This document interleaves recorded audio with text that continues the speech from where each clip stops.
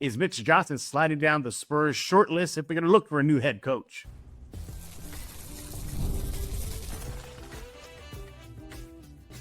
You are Locked On Spurs, your daily San Antonio Spurs podcast, part of the Locked On Podcast Network.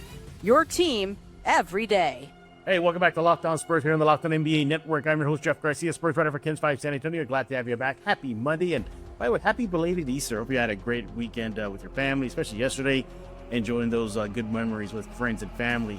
Hey, as always, we thank you for making Locked On Spurs your first listen every single day. Free and available where you get podcasts, iTunes, Spotify, Ken's 5 Plus at YouTube, Locked On Spurs newsletter. Go to LockedOnDaily.com. Go subscribe right now. If you're watching on YouTube, there's a link below. It says LO Spurs newsletter. Click that link. It's free. Hit your email inbox every single day. What are we talking about today? We're going to be talking about the Spurs potential coaching search. Now, this is stemming off the recent medical incident that Gregg Popovich suffered, fainting while having dinner at a restaurant in San Antonio. Well, because of that, does that kind of, if the Spurs are going to go with a new coach next season, make the coaching list longer, and by longer, I mean now there's Coach Bud. Yeah, he's available right now, the former assistant coach. So you're seeing all this, right? How much does that impact Mitch Johnson? Does it make him slide further and further and further down the potential coaching short list? We're going to be talking about that as well. A Locked On Spurs fan comments. We'll pick two. We'll react to them in just a few minutes. Going to bring in our guest. He is, where is he? There he is. Rudy Campos. Look who's back. Not audio today, everybody. Look at that. Not audio. It's an Easter miracle. He is with Sweep the League. Follow him on X at Sweep the League. But Rudy, happy Easter to you and yours. Yeah, happy Easter to you and your family, man. It was a great Easter for sure. Yeah, it definitely was. Well, I hope you had a good one, Rudy, and everybody else as well. Y'all had a great weekend. So, Rudy, before Easter happened, had some kind of alerting news, a little worrisome news. Gregg Popovich suffered a fainting spell while having dinner. Now, you and I and Matt Guzman, we did a emergency Locked On Spurs about that. For those of y'all who missed it, just go back this past Friday and check it out right here on Locked On Spurs YouTube. But, one of the talking points we brought up during that chat was, does that incident now kind of put the Spurs start gathering that short list, looking who's available, which potential new head coaches they could tap to fill in Pop's shoes if he decides to call it a day. Now, we know the usual suspects, right? Malone, Jenkins, Mike Brown. Of course, people think maybe Monty Williams, who's in San Antonio right now. And, of course, there's Mitch Johnson. But there's a new name available, and that was the guy who many thought was going to be the heir to Popovich's seat, and that is Mike Budenholzer. He's no longer with a job. In a nutshell, Rudy, it seems like there's more names just being added to the pile so far this NBA season and now postseason. We got another one, Coach Bud. Before we get into how that impacts Mitch Johnson here, Coach Bud, he has to be a consideration, right? Mainly because of his ties to San Antonio. I would say just because of the ties that he has with San Antonio, he's going to be looked at. Now, is he a top candidate for San Antonio? Personally, I say no. I mean, sure, he's got an NBA title under his belt with Milwaukee. He's got a lot of head coaching experience. He's had some success. But, again, I don't think Coach Bud's style of coaching would work in San Antonio right now. You're starting to see the younger guys, the Taylor Jenkins and those guys starting to come up. A lot of the older guys like Mike Brown, Mike Malone, those guys have had success, but on a different level. They've had success coaching the younger generation that's up and coming. We just saw recently Mike Brown become Coach of the Year with Sacramento. Of course, Mike Malone with his Denver Nuggets, winning the championship a couple of years back. So a guy like Mike Budenholzer, I think the Phoenix stay, in my opinion, was probably his last stay as a head coach, unless he's going to, a Washington or somewhere like that. But I think he maybe goes back to the assistant ranks right now. But as far as Budenholzer goes, I don't have him really on my short list of coaches. And I'll gladly say this. I think I have Mitch ahead of Mike Budenholzer on my list right now. Yeah, for me, he's on the list, but I don't know if he's number one or number two, but I do believe he might be on that list. Again, if the Spurs decide to go in a different direction, if Pop decides to call it a day. Now, he has a lot of, everybody knows he has a lot of ties to San Antonio, got his, feet wet in San Antonio. again, he was considered the heir apparent. I mean, for years, it was Coach Bud is taking over. Coach Bud, can Pop ain't going to last that long. And, well, here we are. Popovich technically is still the head coach. Yeah. But the more you look at it, you look at the names out there, you look at what's going on with Popovich's health, there's a part of me that feels like the organization has to have the chat. When we're talking about Rudy with Popovich, they got to have it ASAP because the lottery is right around the corner. The draft is right around the corner. Maybe get a little, reprieve a month or a month and a half before it gets going with preseason training camp. Do you think Popovich and what is going on right now with him is kind of shedding light on that talk they got to have with Pop? Yeah, and I think if we go back to when we did the emergency lockdown, I made a comment that the talk has probably already happened. We just haven't really gotten word of it. But that talk needs to happen if it hasn't already happened. I mean, you saw the Pop go through a stroke, and he was improving. He visited the team during the practice session towards the end of the season.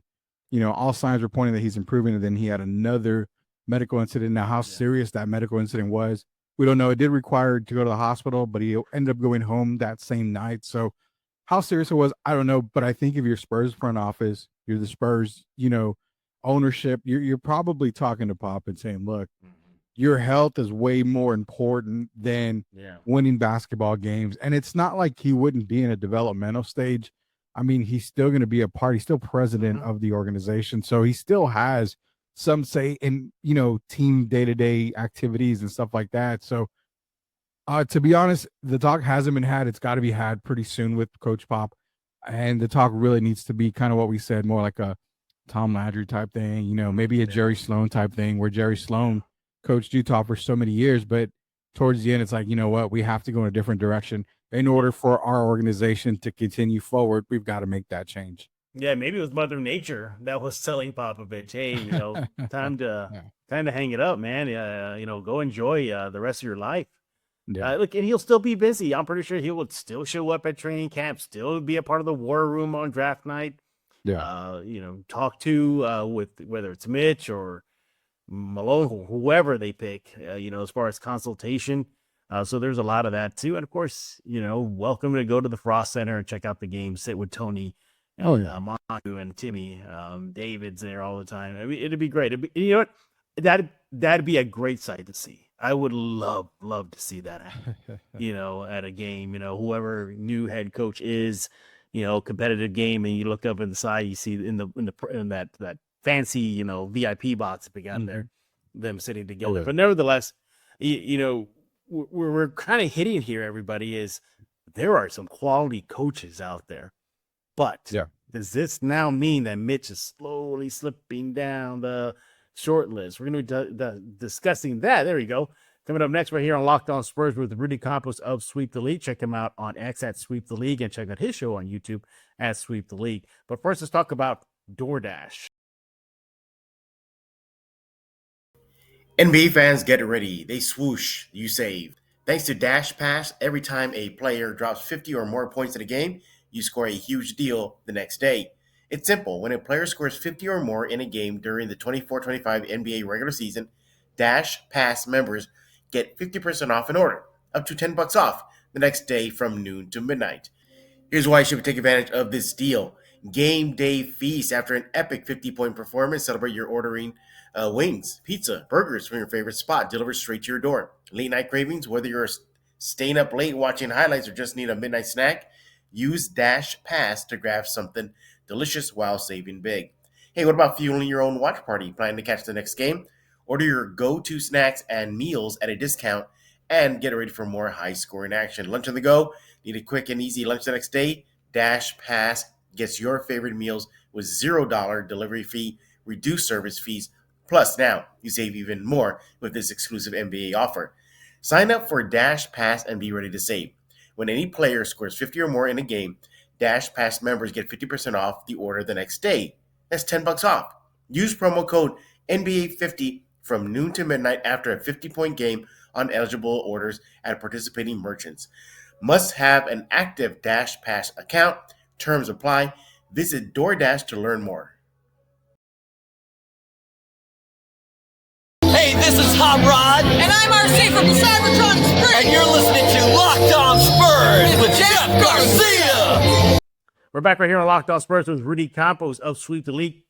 Video. We finally got him on video, everybody. We got him on video. I was not gonna let him go, and or even mention audio, because if I went that way, I'd be like, yeah, let's go audio. No. He's here. Check him out on YouTube at Sweep the League, and we're talking about the coaching, possible coaching vacancy in San Antonio if Pop and the Spurs decide to just go in a different direction with him because of the medical issues that he's been suffering. You know, the stroke, and then he had a fainting situation. We don't know if they're related, but you got to consider his age. Another episode and a medical that required an EMS truck to show up and transport him. Not a good. Didn't look good. Didn't look good at all. Yeah.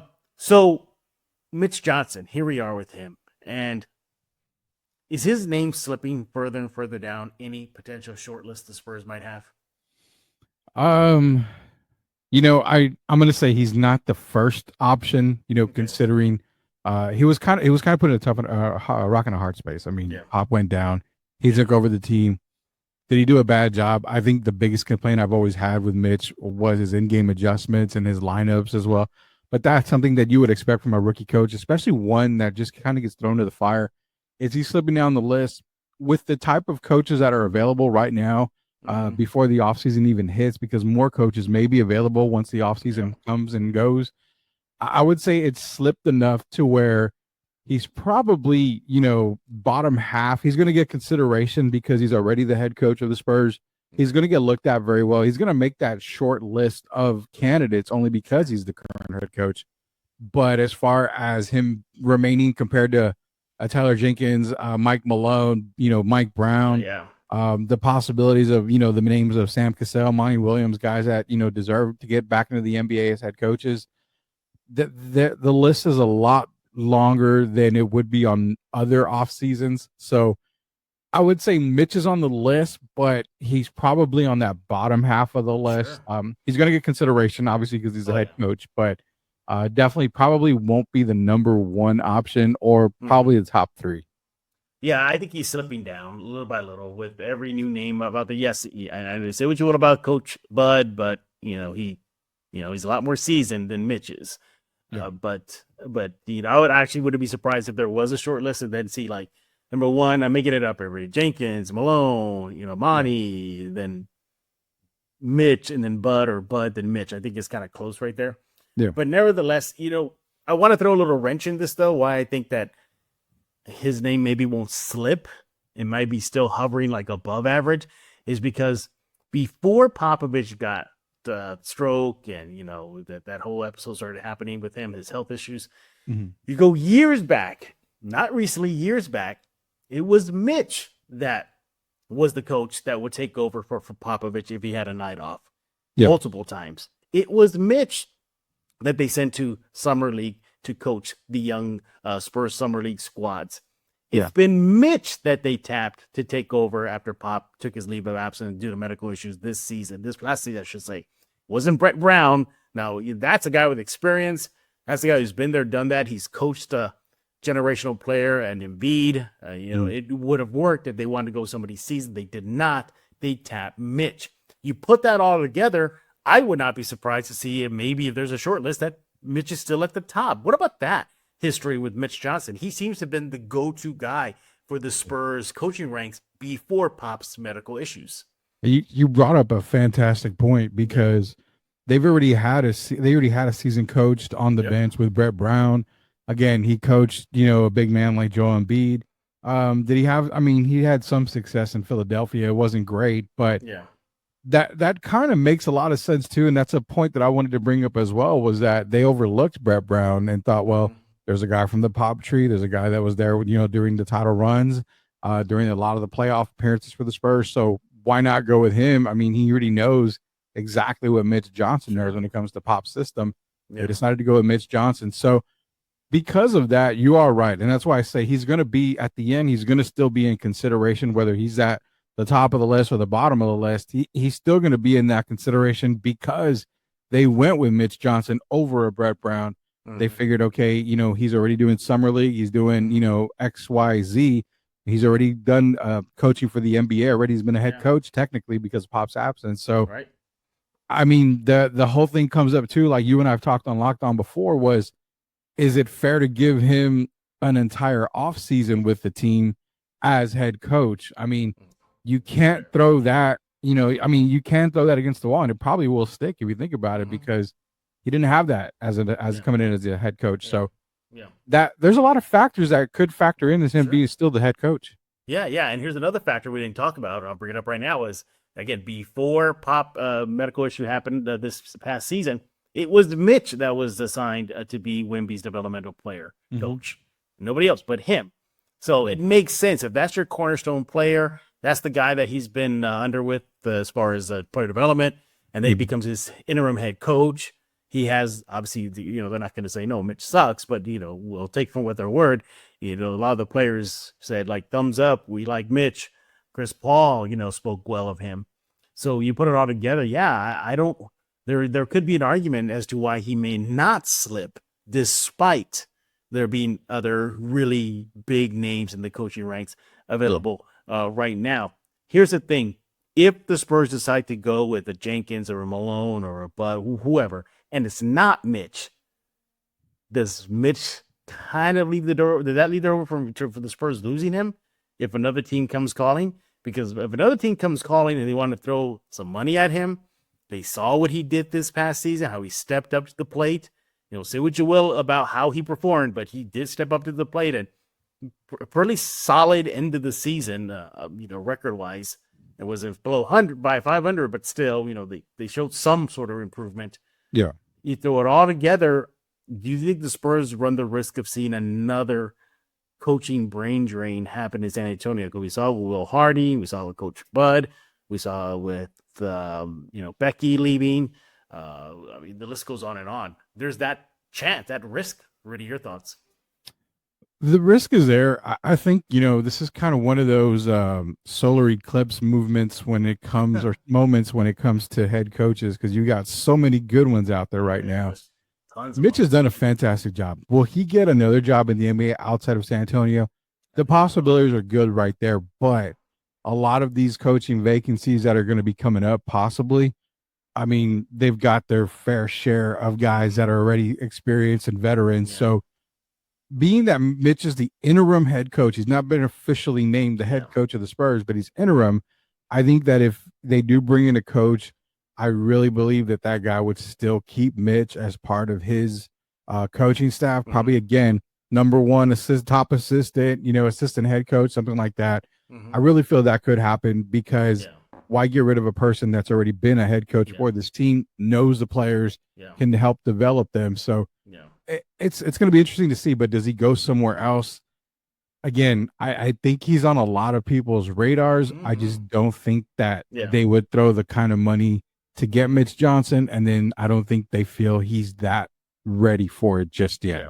I'm not going to be surprised once the offseason is in full swing that his name gets thrown up for the coaching vacancy for Phoenix. Wouldn't be surprised. Comes up for Memphis. Maybe not Memphis, but Phoenix for sure. Yeah. Who's another vacancy out there? Who knows what happens with the Bucks? If their season ends abruptly and they let go of Doc Rivers. Yeah. Washington's a big one there. There's a possibility they may land Cooper Flag. I mean, that could be an attractive destination for Mitch if he wants to go with a young team like that. So, I'm not going to be surprised whatsoever if you see a report from Sweep the League or from me over here at Locked On Spurs or KenSpy.com/Spurs about how fill-in-the-blank team is looking at Mitch and interviewing him. But, with so many coaching names out there, it's easy to understand why Mitch's name could be slipping down and down. But don't be surprised if he's still at the top of the list for the Spurs shortlist if Pop decides to call it a day. He is Rudy Campos of Sweep the League. Make sure to follow him on X at Sweep the League, and subscribe to Locked On Spurs. Don't forget to do that wherever you get your favorite podcast. Speaking of Locked On Spurs, we're going to be discussing the Locked On Spurs fan comments. It's been days since we've done that. They're accumulating. There's so many. We're going to pick two and react to that. Coming up next right here on Locked On Spurs. But first, I want to talk to you about FanDuel. The NBA playoffs are almost here, and FanDuel is giving new customers an incredible way to get in on the action. Right now, when you join FanDuel and place your first $5 bet, you'll get $250 in bonus bets if your bet wins. I love that FanDuel makes betting so easy, whether it's picking my favorite team or diving into player props from three-pointers, steals, assists. FanDuel has so many ways to bet on your favorite player props. Plus, after the game tips off, you can even combine live prop bets into a same-game parlay for a chance to win big. You got to try out the FanDuel app right now. Download it, get it on your favorite device. Easy to use, user-friendly. You can pick it up in no time and just have fun watching the NBA playoffs. Don't miss out. Head out to FanDuel.com to claim your $250 in bonus bets today. This is Emilio Rivera, El Padrino for the Mayans MC. You are listening to Locked On Spurs with Jeff Garcia. We're back right here on Locked On Spurs with Rudy Campos of Sweep the League. Follow him on X at Sweep the League. Do that right now. Locked On Spurs fan comments. It's time to dive into the mailbag or the comment bag. Yeah, this has been a while. You guys are leaving a lot of comments. Seriously, the season's over, but that ain't stopping you guys from telling us what y'all think about the silver and black. So we'll keep with the theme then of this show, being the coaching ranks, the pop, Mitch Johnson, whatnot. So it looks like that's weighing on a lot of Spurs fans' minds here, Rudy. So let's start off with the first comment here. This is from Mad Rocks was right. Interesting. 4277. Mad Rocks was right. I don't know. I'm testing my nerd knowledge right now. I don't know. I would understand it. Maybe it said Magneto was right, or Thanos was right, or Megatron was right, but I don't know who Mad Rocks is. But anyway, the comment here says, best wishes for Pop. Spurs should reach out to Coach Bud and see if he would be interested in coming back, even if it's for as a co-head, next head coach next year. So here we go. We got a thumbs up, or at least a vote from a fan, that the Spurs should look to Coach Bud. And I really do believe, Rudy, it is just the fact that he has so many ties to the Spurs. Yeah. You remember when he left the first time? What are you doing, Spurs? He's the heir. I mean, that was just common knowledge in San Antonio. Everybody would say it's Coach Bud's team. It's Coach Bud's team when Pop decides to walk away. But here we are. You got a fan voting for Coach Bud. But I don't know if he'll come back as a co-head coach. What do you think? Yeah, it's like I mentioned earlier with Coach Bud. He's had success in Milwaukee. He struggled in Phoenix. And, I mean, you remember he was a head coach for Atlanta as well. Right. So he's already had 3 stops. The coming back as an assistant head coach or a co-head coach, the possibility's there. I mean, I think he's going to get looks for a head coach other places, if not in San Antonio. But if there's really nothing out there, there's probably no better place for him to go than back into San Antonio. I could see him, like I said, I think more than anything, I think Coach Bud, his style of coaching is reminiscent of the older NBA, generation. So trying to fit it in with the new generation. I mean, think about it. He had a Phoenix team that, was a predominantly scoring, team, and it was tough for him to get all that going. He tried to go with Bol into the lineup, and then he had some struggles with some of the players, Kevin Durant, even Bol at times too. So I don't know if his style would necessarily fit the younger generation coming in. So again, great comment. I think Coach Bud is on the list if it comes down to it, but I don't think they go that route, just kind of where he's been the last couple of years, seeing the development of those teams. It's just it's tough to bring him back as a head coach, I think, for the Spurs. Yeah, I agree. Yeah, a co-head coach, no, I don't think that'll work. And as far as his style, the word is that he's very hard-nosed, not really adaptable for today's modern player. So there's that. But but if there's a short list and somehow that list gets out and Bud's on there, well, again, wouldn't be surprised considering the history between him and San Antonio. But good comment there. Thank you for that comment. Next one comes from Christopher Summers 1727. Oh boy, this is gonna be a good one, everybody.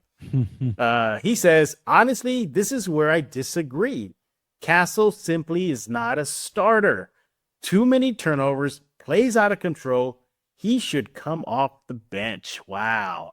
Well, first of all, thank you for that comment, Christopher. Yeah. And especially coming off the heels of him being named as a finalist for the Rookie of the Year. So there's that, everybody. But no, he's starter material. I'm sorry, Christopher. He is starter material.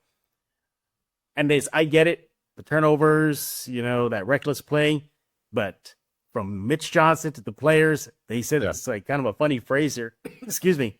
Last season was sometimes you turn the keys to the car over to the kid and he wrecks it, and that's what you expect with a rookie. That's going to happen. It happens to all rookies, even if their name is Tim Duncan, David Robinson, or Nikola Jokic. It happens to rookies. They do dumb things. All right. Those turnovers, he's recognized it. He's talked about it. He's acknowledged it throughout last season, and it bothers him. So I think he's going to be working on that as well. But as far as coming off the bench next season, no, Christopher. Your thoughts, Rudy?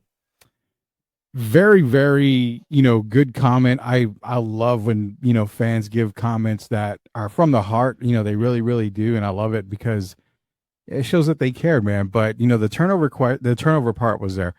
It was this. He only averaged 2 turnovers a game, just a little over 2 turnovers a game, which for a rookie standpoint, it's not that bad, actually. It's actually really good when you've got some players, committing 3 to 4 turnovers a game, and they're veterans, and they're actually some of the best players in the league, actually. So I would say don't worry about the turnover part. Should he come off the bench?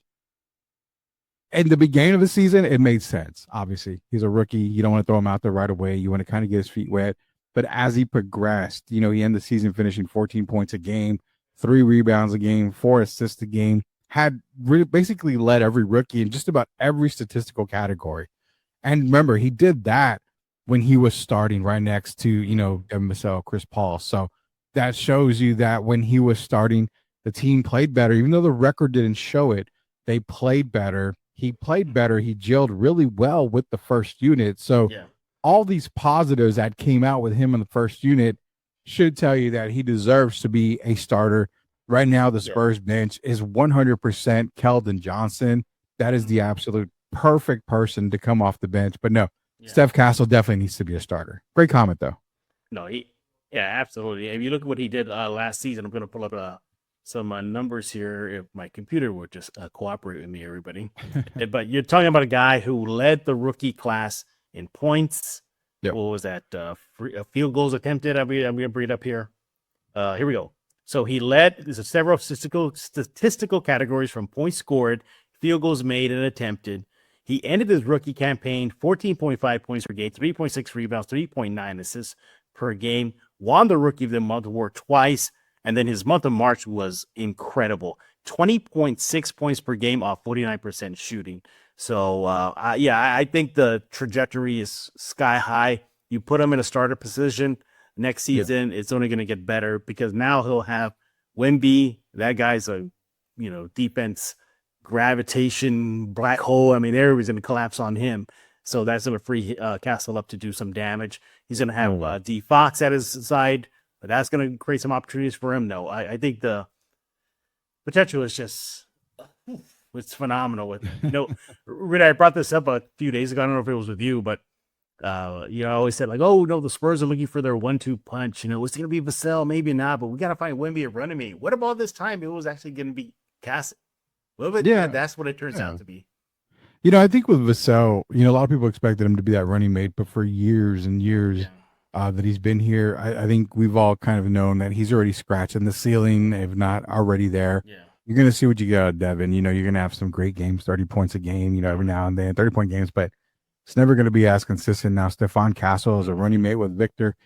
They needed that one extra piece, and they actually got him at the trade deadline with De'Aaron Fox. So building with Fox, Castle, and, Victor Wembanyama. And, again, I'm gonna reiterate it because it seems like whatever I say on Locked On Spurs tends to come true sometimes is the fact that Core, here we go. He's blacking everybody. I gotta play. I mean, I want to give you all the credit on your show because if it is, you can blast it everywhere. But depending on what Milwaukee does in the first round, there's going to be those signs and those rumors about, Giannis Antetokounmpo being out there too. Yeah. So, the off season which is coming up is really, really big, really massive. They're going to help a whole lot with Stephon, with De'Aaron, Victor Wembanyama. But you're right.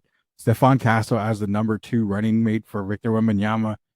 De'Aaron Fox is itching to get back on the court, knowing that he's got Castle on one side. He's got Wemby on another. He's got another potential running mate later on, whoever they get in the draft or even sign in free agency. So Yeah, he's a second running mate. There's no doubt about it. Yeah, no doubt about it. But we appreciate the comment there, Christopher. Keep them coming. All right. Yeah, and this goes for everybody else. Keep the comments coming. The offseason is just beginning, so we're going to need y'all help to get us through this long offseason. Don't worry, we got some stuff coming up. We got draft lottery, NBA draft itself, player workouts. What else? Got summer league. What else you got? There's going to be a few Spurs playing in. Well, at least I think one Spur. It's going to be playing international. Well, I don't know. He may not be a Spur anymore. That's Mamu. But he's playing international games. Joe Sohak's playing international. So there'll be stuff to talk about during the offseason. But we can use your help. Keep those comments coming. You guys are the everydayers. So every day, leave a comment at Locked On Spurs YouTube. Rudy, before we let you go, you need to brag about Sweep the League. Yeah, so Sweep the League, best thing you can do is go to YouTube or Sweep the League TV, hit the subscribe button. Again, you get all the content that we've been releasing, which is everywhere from Sweep the League TV, which is the big show, all the way to STL 316, Grading the Market, Iron Refocus Radio, Sweep Unplugged, STL Music. I mean, the list goes on and on and on. It's 24/7 now, so you're getting content all day, every day. Don't be fooled. It says live, but unless we're really live, which the only way you'll know we're really live is if you hit that button to subscribe to it and hit those notifications. So don't fall for it. But I can't wait for the offseason because I know Jeff's going to invite me back to talk some NBA draft picks. And that picks are coming up soon already. Hugo Gonzalez, man. I mean, I've been bragging about him on Locked On for a very long time. So he's got, shades of a certain four-letter guy that used to play in San Antonio. So did he wear number 20? He did wear number 20, and they said that the long-haired version was better than any other version. So I think Hugo's gonna have to grow his hair out. But I mean, Hugo's a really great player. So hopefully one day we'll be able to talk about him. Yeah. You were also high on Sengun, right, for the Spurs? Yeah, Sengun was another one. I think last year, Castle was number one, my number one prospect in all the draft, and they were lucky to get him. Dalton Connect was another, and then Tejan Saloon is playing for the Hornets for the other three. But yeah, I mean, I love talking draft. So but one day we'll talk about it. We'll talk about that coming up soon, yeah, because topics are going to be very thin soon, so we got to think of something here at Locked On Spurs. Rudy, we thank you for coming on Locked On Spurs as always. Finally getting a video in with you, that's awesome to do. So again, everybody, make sure to follow him on X at Sweep the League, and let him know how much he brags about how he's always right on Locked On Spurs. Do that right now. Yeah, you see, he just won't stop. Everybody else, we thank y'all for being everydayers. Come here every single day at Locked On Spurs, so whether it be in the YouTube side of things, Locked On Spurs newsletter, go subscribe right now. It's in the description below. It says LO Spurs newsletter, or just go to LockedOnDaily.com. Forget Spotify, iTunes, Kins 5 Plus app. The list goes on and on. There's no excuse for you to not get Locked On Spurs right now. We'll be back tomorrow talking all things silver and black as the offseason continues. So for Rudy Campos, I am Jeff Garcia. We're going to put a lock on this episode of Locked On Spurs.